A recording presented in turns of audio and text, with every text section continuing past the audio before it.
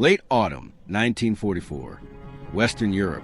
A cold wind moves across a temporary Allied airfield carved into reclaimed farmland. The ground is packed earth and steel matting, darkened by oil stains and tire marks. Barbed wire traces a quiet perimeter. Beyond it, a small group of German female prisoners of war stand in silence, their coats thin, their posture rigid from habit more than discipline. They hear the sound before they fully understand it. Engines, smooth, confident, unhurried. Aircraft roll across the field with practiced ease. Then they see them. Women emerge from planes. They wear flight suits, heavy fabric, zippered, creased by use. Parachute harnesses hang loose at their sides. Some remove helmets, tucking hair beneath caps without ceremony. They walk with familiarity among the machines, checking panels, exchanging clipped instructions with ground crews. No spectacle, no explanation, just routine. For the prisoners watching from behind the wire, this is not simply unexpected. It is destabilizing. They have been taught that such a scene could not exist, that it did not exist, that the enemy's world was weak, decadent, disordered. Yet here in plain daylight, that certainty begins to fracture, quietly, irreversibly, under the steady hum of engines and the unmistakable sight of women who fly. By the time these German women were taken prisoner, the world that had shaped their expectations was already collapsing. For more than a decade, National Socialist ideology had drawn sharp, immovable lines around the role of women. In public speeches, educational directives, and mass propaganda, the regime had presented womanhood as biologically fixed and politically limited. German women were told they were essential to the nation, but only within carefully defined boundaries. Motherhood was exalted. Domestic labor was framed as patriotic duty. Obedience and endurance were praised above initiative or independence. This worldview was not abstract. It was taught early and reinforced constantly. Girls were educated under curricula that emphasized physical fitness for childbirth, loyalty to family, and moral discipline. The League of German Girls, the female branch of the Hitler Youth, trained millions in communal obedience and ideological certainty. The message was consistent. Men fought and commanded. Women supported and sustained. Technology, especially the machinery of war, was presented as an extension of masculine authority. Even as the war expanded and casualties mounted, this ideological structure remained largely intact. German women were mobilized into auxiliary roles, but always with careful language and symbolic limits.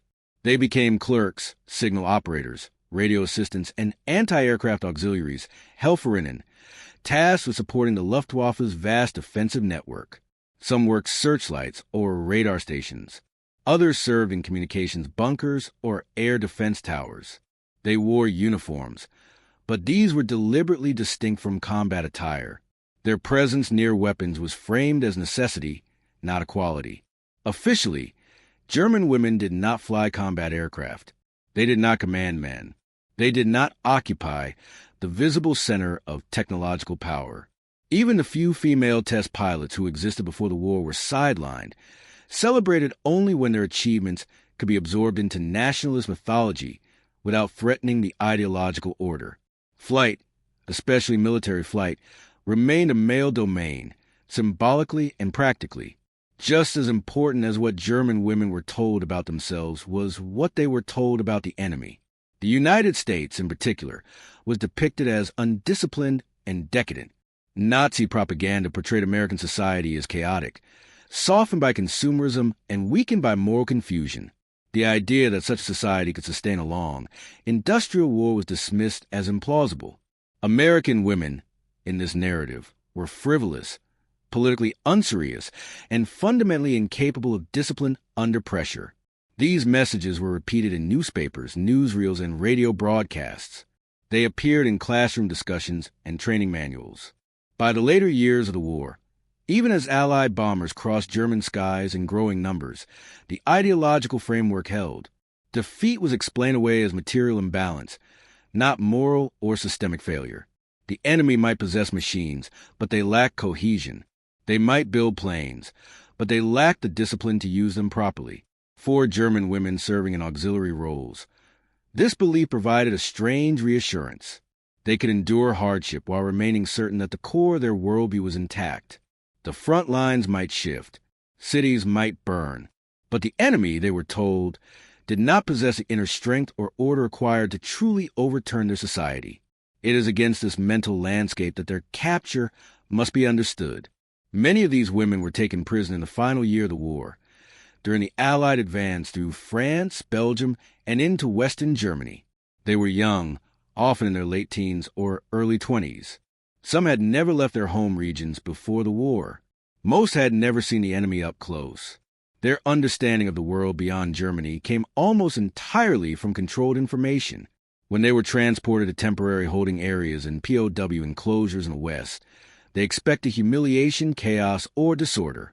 They expected to see signs of weakness that would confirm what they had been taught. They did not expect competence expressed quietly. They did not expect abundance functioning without display. And they did not expect to see women standing at the center of that system, wearing flight suits and moving among aircraft as if they belonged there, because, according to everything they knew, such a thing was not supposed to be possible. While German ideology narrowed the space in which women could act, the Allied war effort, particularly that of the United States and Britain, expanded out of necessity and design. By 1942, the scale of industrial warfare had reached levels that no single demographic could sustain alone. Aircraft production surged into the tens of thousands. Training pipelines stretched across continents. Every available resource, human and material, was reorganized toward output, speed, and reliability. In this environment, rigid social boundaries became liabilities. In Britain, the pressure arrived first. The Royal Air Force faced acute shortages of trained pilots, not at the front, but behind it, moving aircraft from factories to airfields, from repair depots to operational squadrons. To solve this, the Air Transport Auxiliary expanded dramatically. Women were admitted not as symbolic figures, but as functional pilots. By war's end, more than 160 female pilots from Britain and the Commonwealth flew over 300,000 delivery flights. They operated more than 140 aircraft types, including Spitfires, Hurricanes, and heavy bombers. They were not armed. They were not celebrated publicly. They were expected to perform with precision and without complaint. The United States followed a similar path. In 1943, the Women Air Force Service Pilots Program, WASP, was formalized under the leadership of Jacqueline Cochran and Nancy Harkness Love. More than 1,000 American women earned military flight training. They ferried new aircraft from factories, tested repaired planes, towed gunnery targets, and instructed male cadets. By keeping domestic skies functioning, they freed thousands of male pilots for combat deployment. What distinguished these programs was not rhetoric, but normalcy. Women pilots were integrated into logistical systems rather than showcased as exceptions. They wore standardized flight suits. They followed the same checklists. They flew in all weather conditions. Accidents were recorded, investigated, and absorbed into operational statistics. 38 American women died in service as WASPs. Their funerals were not conducted with military honors.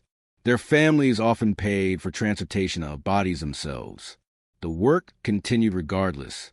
This quiet professionalism contrasted sharply with the image projected by Axis propaganda.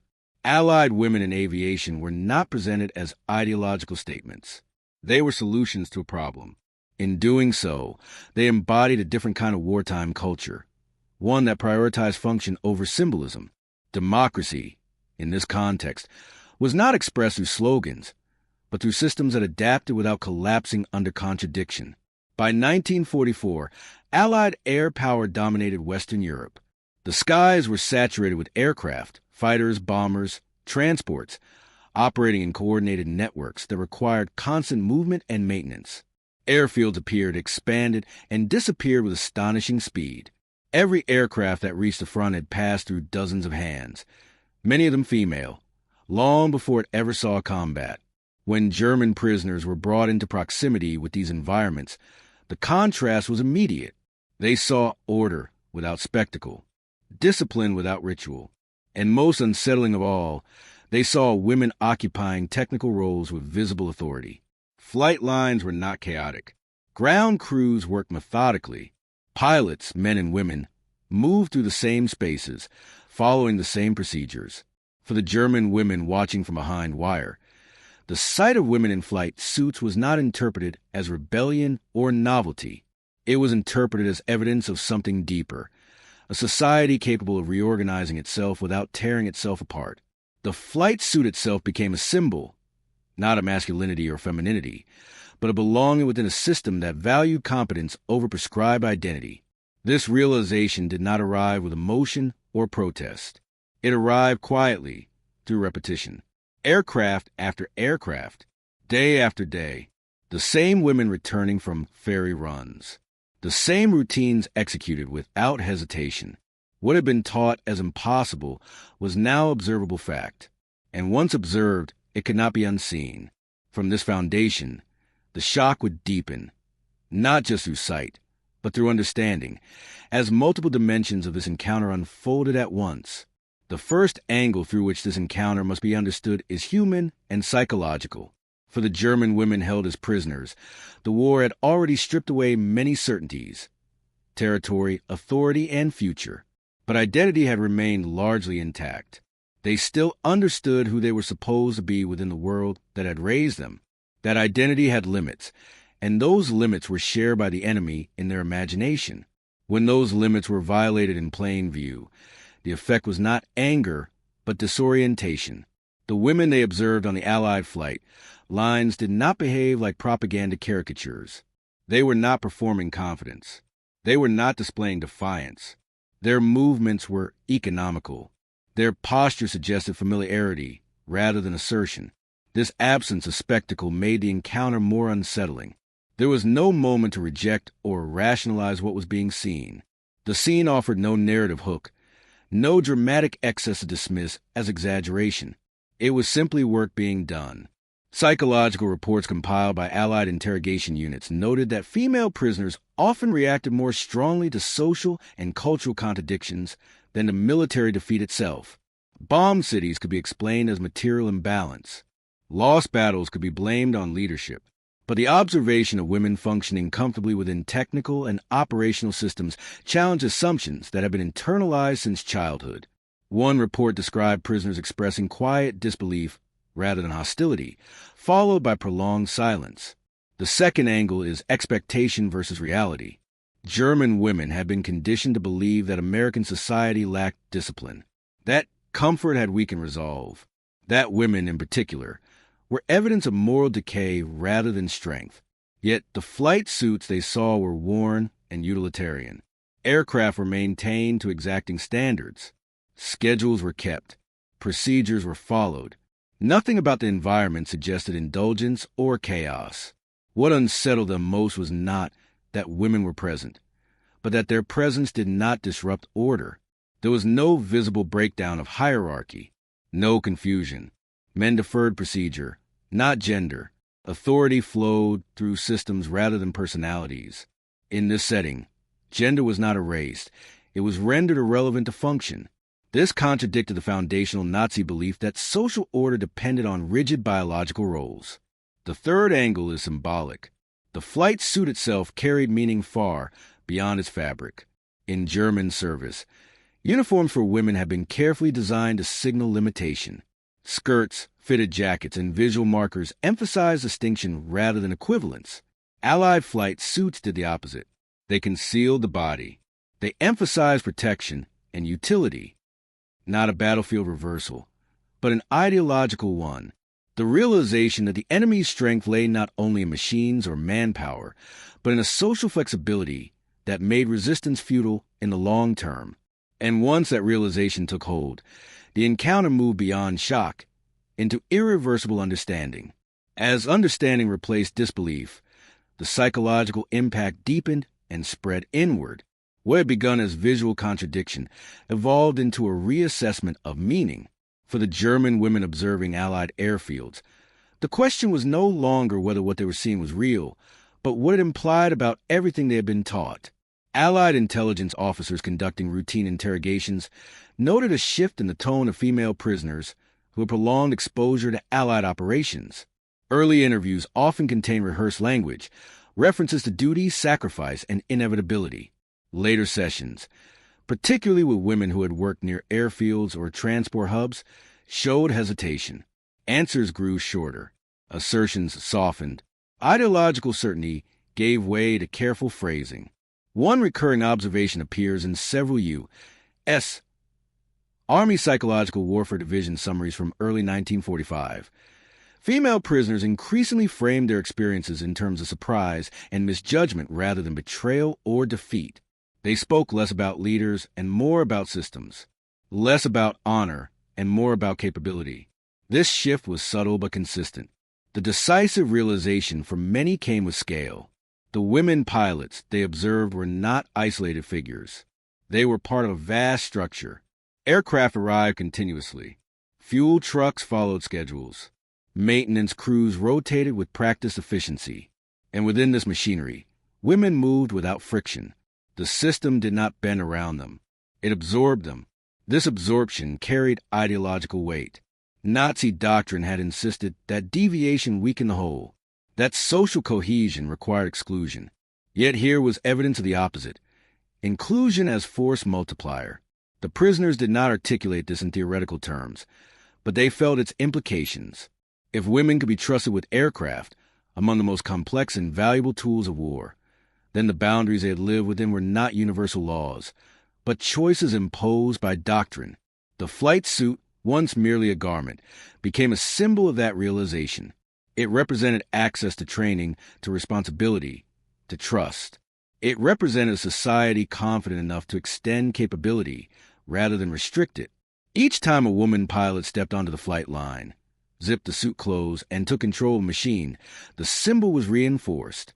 For some prisoners, this moment marked the beginning of ideological detachment, not rebellion, not resistance, but distance. The beliefs that had once structured their understanding of the world no longer felt inevitable. They felt contingent. And contingency, once acknowledged, cannot be undone. By the spring of 1945, as Allied forces advanced deeper into Germany and surrender became unavoidable, this internal shift mattered more than any external defeat. The war was ending not just on the map, but in the minds of those who believed in its foundations. What followed would shape how these women understood the war's aftermath, and how they would carry this experience into a world no longer defined by uniform, wire, or certainty. In the immediate aftermath of surrender, the physical markers of war disappeared quickly. Barbed wire came down. Uniforms were collected. Temporary camps dissolved into transit points as prisoners were processed, questioned, and released.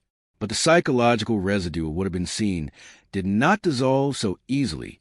Allied occupation authorities paid close attention to the mental state of former prisoners, particularly women who had served in auxiliary roles. Reports compiled in mid to late 1945 indicate that many struggled less with material deprivation than with conceptual displacement. The world they were returning to no longer aligned with the assumptions they had carried into captivity. Defeat alone did not explain this. Exposure did. Post-war debriefings and civilian interviews suggest that encounters with Allied operational environments left lasting impressions. Former prisoners frequently recalled mundane details rather than dramatic events. The regularity of meals, the cleanliness of equipment, the predictability of routines. These details mattered because they contradicted the image of chaos they had been taught to expect.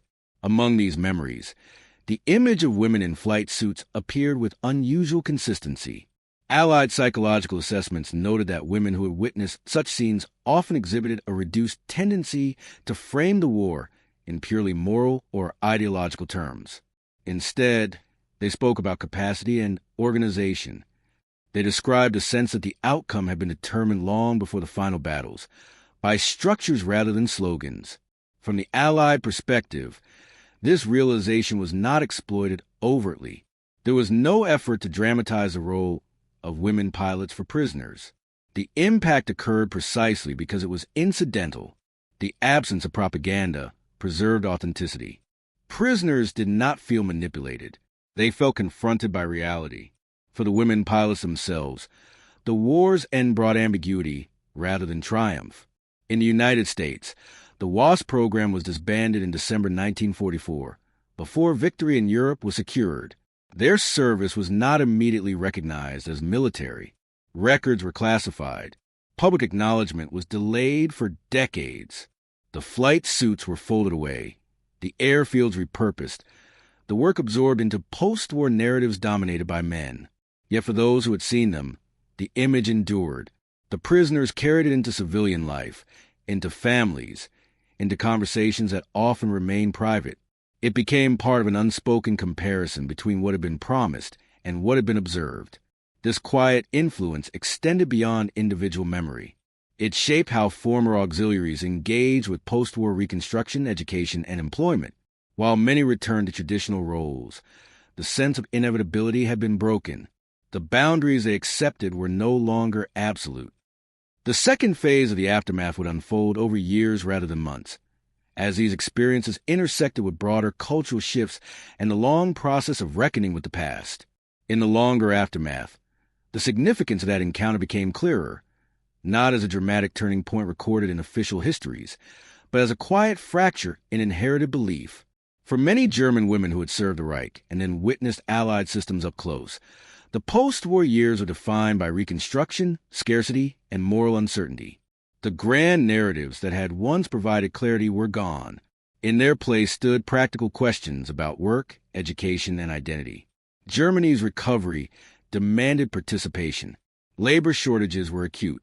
Women entered trades, offices, and schools in unprecedented numbers. This shift was driven by necessity, not ideology, but unfolded within minds already altered by experience. The memory of women in flight suits, calm, capable, unremarkable, lingered as a reference point.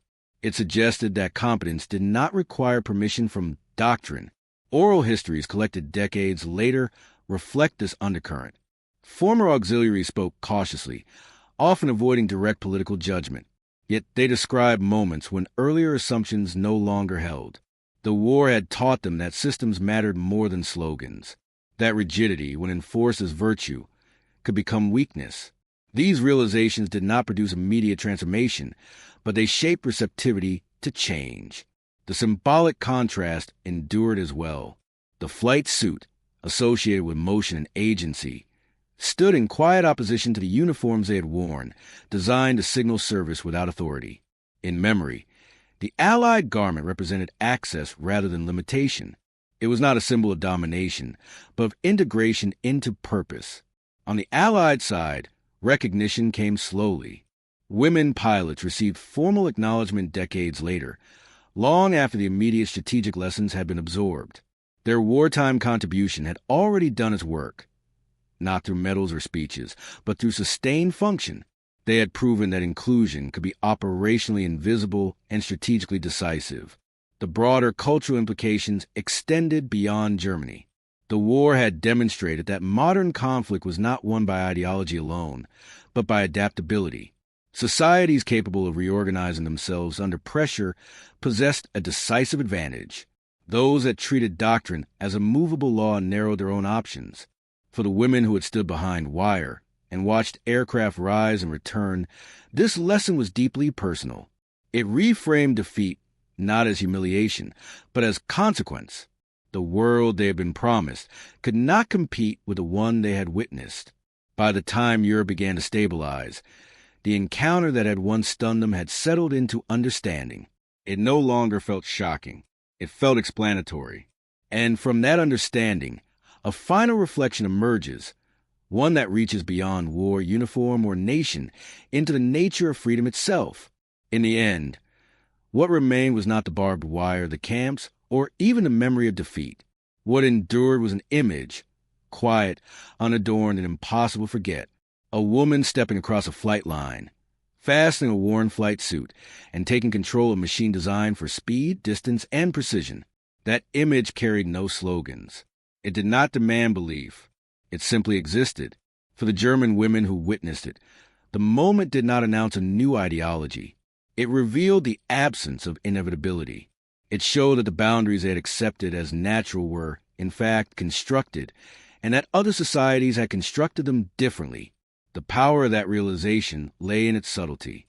It arrived not through argument, but through observation, not through persuasion, but through function. The flight suit became a symbol not of dominance, but of access, access to training, access to responsibility, access to trust. It represented a system confident enough to extend opportunity without fear of collapse. In that confidence lay strength greater than any weapon. Wars are often remembered through explosions and surrender ceremonies, but their deepest consequences unfold in quieter moments when certainty dissolves and the world reveals itself as changeable. The Second World War did not end only because armies advanced and cities fell. It ended because one way of organizing society proved more resilient than another. Long after the engines fell silent and the airfields returned to fields, that truth remained. Freedom, it turned out, was not merely defended by force. It was sustained by systems willing to include, adapt, and endure